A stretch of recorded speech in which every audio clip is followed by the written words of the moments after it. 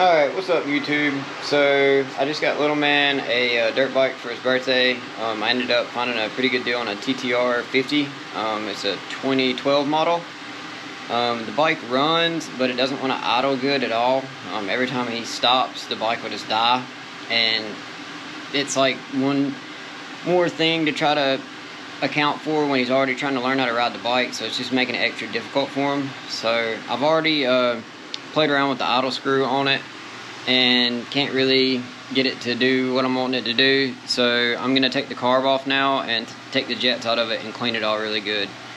The idle screw on this little bike is right beside of the carburetor cable. Let me grab you guys a flashlight so you can see.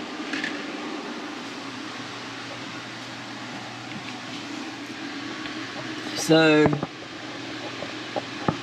the idle screw is that little flathead right there.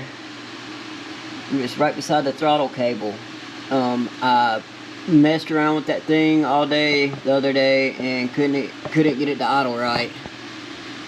And there's a plug right there, and if you remove that plug, that lets you get to your air fuel screw mixture.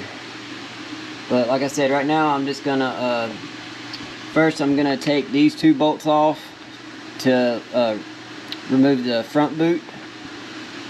And then I have to get that other little clamp ring off, or whatever you call it, to get the backside of it off.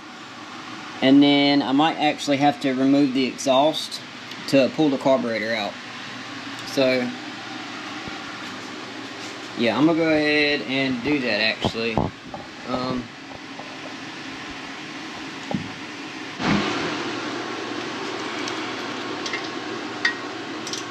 Alright, so these are going to be a good old 10mm.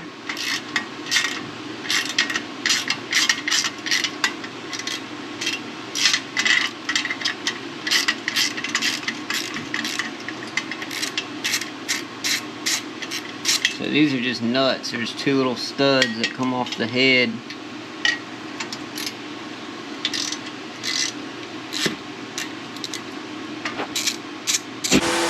So as far as I can tell, after you get those two bolts off where it comes out of the head, there's one more bolt back here. If you lift this side plate up, it's a 12mm socket. You can get a socket on there and get that bolt off.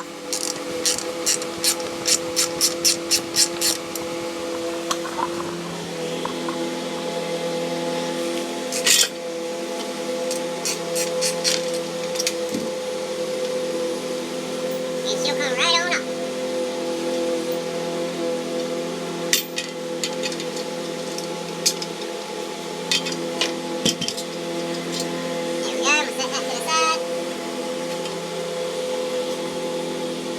We can get to our carburetor boot. This thing's really tight to work on in here. I'm gonna get a good Phillips bit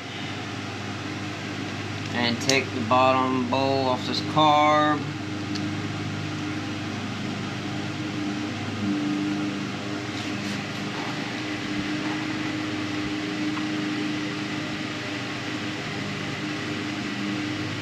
Go ahead and cut the gas off.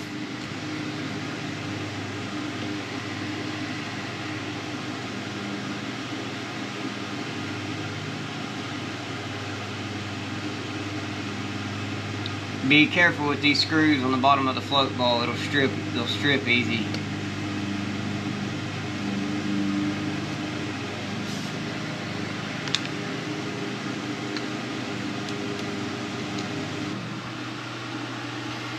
Alright guys, so these two things right here, that's your main jet and that's your pilot. We're going to take both of those out and spray carburetor cleaner in them and make sure they're good and clean.